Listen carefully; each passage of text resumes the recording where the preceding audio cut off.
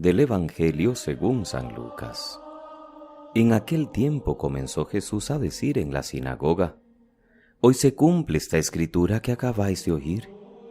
Y todos le expresaban su aprobación y se admiraban de las palabras de gracia que salían de sus labios. Y decían: ¿No es este el hijo de José? Y Jesús les dijo: Sin duda me recitaréis aquel refrán: Médico, cúrate a ti mismo. Haz también aquí en tu tierra lo que hemos oído que has hecho en Cafarnaúm. Y añadió: Os aseguro que ningún profeta es bien mirado en su tierra. Os garantizo que en Israel había muchas viudas en tiempos de Elías, cuando estuvo cerrado el cielo 3 años y 6 meses, y hubo una gran hambre en todo el país. Sin embargo, a ninguna de ellas fue enviado Elías más que a una viuda de Sarepta, en el territorio de Sidón. Y muchos leprosos había en Israel en tiempos del profeta Eliseo. Sin embargo, ninguno de ellos fue curado más que Naamán el sirio.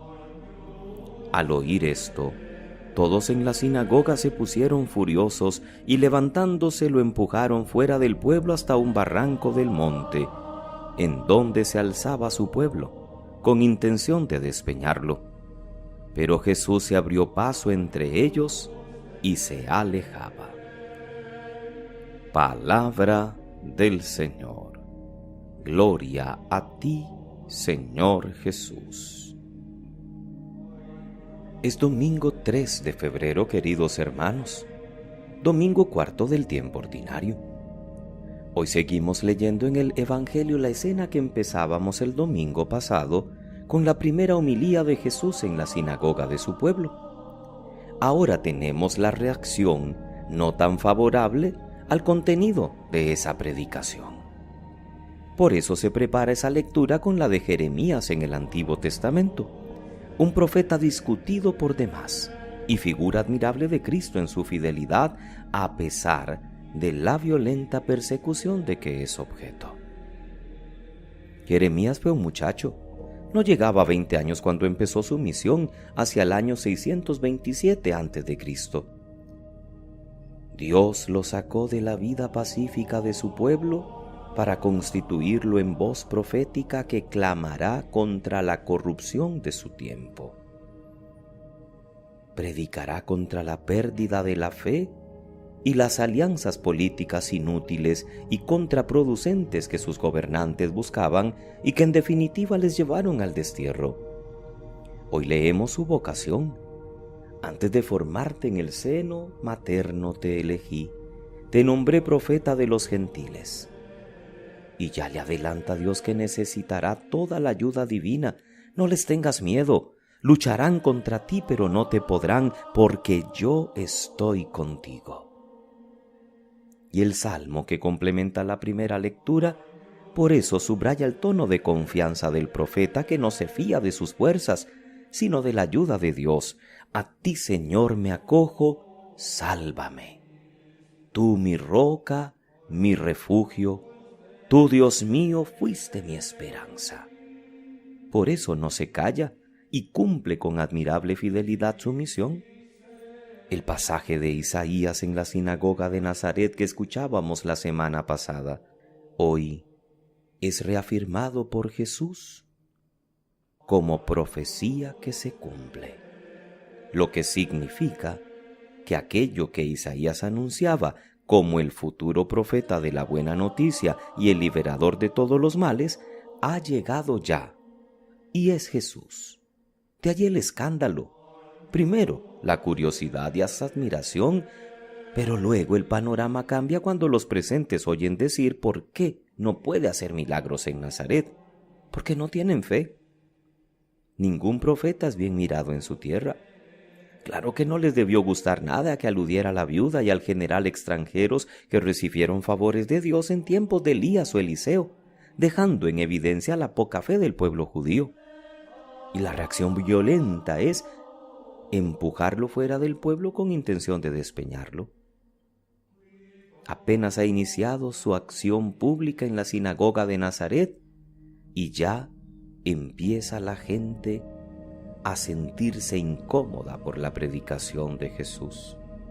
allí no puede hacer milagros.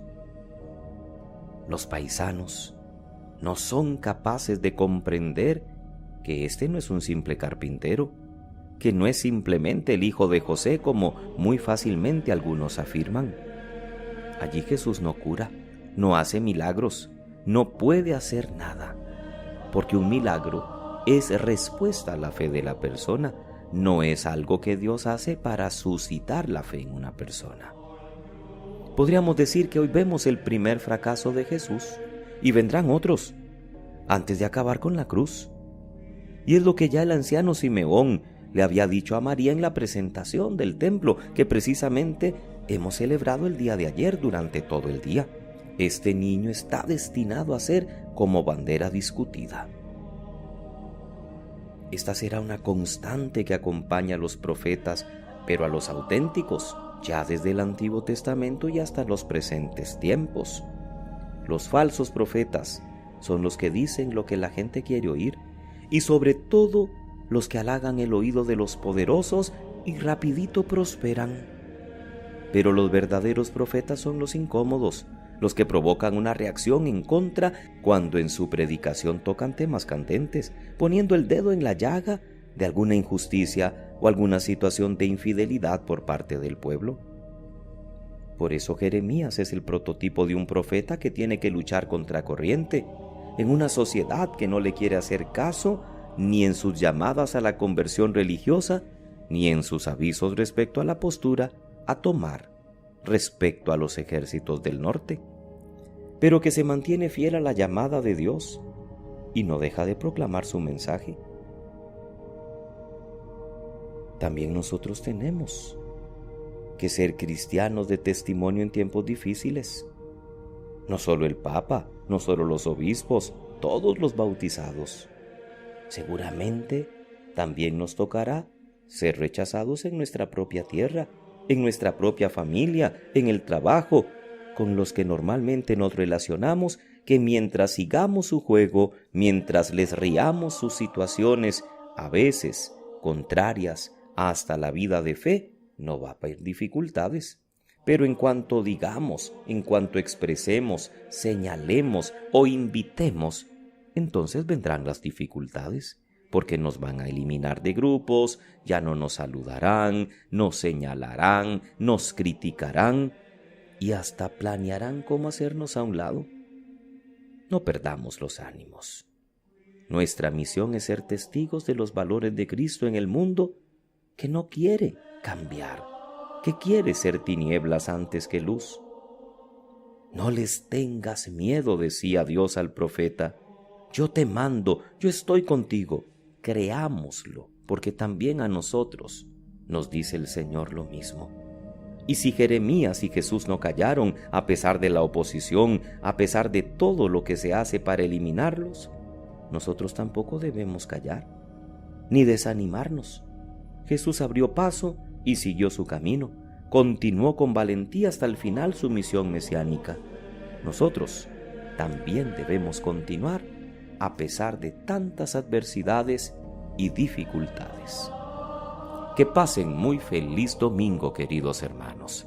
Desde la parroquia Patriarca San José, en Alajuela, Costa Rica, les saluda y bendice el presbítero Sixto Eduardo Varela Santamaría.